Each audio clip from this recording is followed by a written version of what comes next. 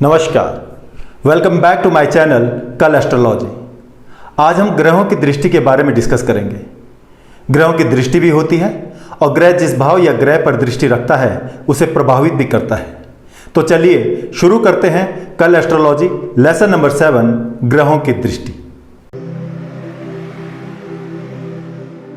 जनकुंडली में प्रत्येक ग्रह एक चरण दृष्टि, दो चरण दृष्टि, तीन चरण दृष्टि और पूर्ण दृष्टि से देखते हैं।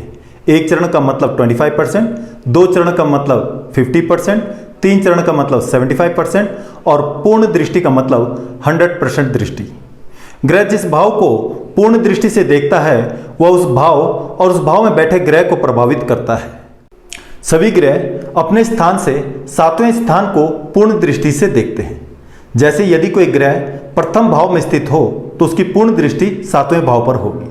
यदि कोई ग्रह दूसरे भाव में स्थित हो तो उसकी पूर्ण दृष्टि 8वें भाव पर होगी। यदि कोई ग्रह तीसरे भाव में स्थित हो तो उसकी पूर्ण दृष्टि 9वें भाव पर होगी। यदि कोई ग्रह चौथे भाव में स्थित हो तो उसकी पूर्ण दृष्टि 10वें भाव पर होगी। 5वें भाव में स्थित ग्रह की पूर्ण दृष्टि 11वें भाव पर होगी। 6वें भाव में स्थित ग्रह की पूर्ण दृष्टि 12वें भाव पर होगी। 7वें भाव में स्थित ग्रह की पूर्ण दृष्टि प्रथम भाव पर होगी। इसी प्रकार सभी ग्रह अपने स्थान से ठीक सामने 180 डिग्री पर पूर्ण दृष्टि रखते हैं। कुछ ग्रहों को विशेष दृष्टियां भी प्राप्त हैं। जैसे मंगल, गुरु और शनि को 7वीं दृष्टि के अतिरिक्त विशेष दृष्टियां भी प्राप्त हैं। मंगल चौथे और 8वें भाव को भी पूर्ण दृष्टि से देखता है। गुरु 5वें और 9वें भाव को भी पूर्ण दृष्टि से देखता है और शनि तीसरे और 10वें भाव को भी पूर्ण दृष्टि से देखता है। कौन से ग्रह किस किस भाव पर पूर्ण दृष्टि डालते हैं, चलिए इसे फिर से स्पष्ट करते हैं। सूर्य, चंद्रमा, बुध और शुक्र जहां स्थित हों वहां से 7वें भाव पर पूर्ण दृष्टि रखते हैं।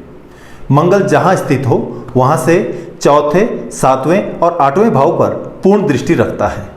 गुरु जहां स्थित हो वहां से 5वें, 7वें और 9वें भाव पर पूर्ण दृष्टि रखता है।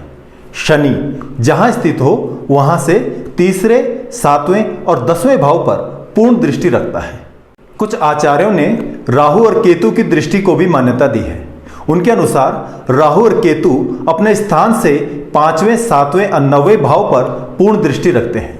कुछ आचार्यों का मत है कि राहु और केतु अपने स्थान से 5वें, 7वें और 9वें भाव के अलावा 12वें भाव पर भी पूर्ण दृष्टि रखते हैं। इसके विपरीत कुछ विद्वानों का यह भी मत है कि राहु और केतु की कोई दृष्टि नहीं होती है, क्योंकि राहु और केतु छाया ग्रह हैं। तो आज की इस वीडियो में बस इतना ही। नेक्स्ट वीडियो में हम ग्रहों के उच्च और नीच राशियों के बारे में डिस्कस करेंगे। तब तक के लिए नमस्कार, जय हिंद।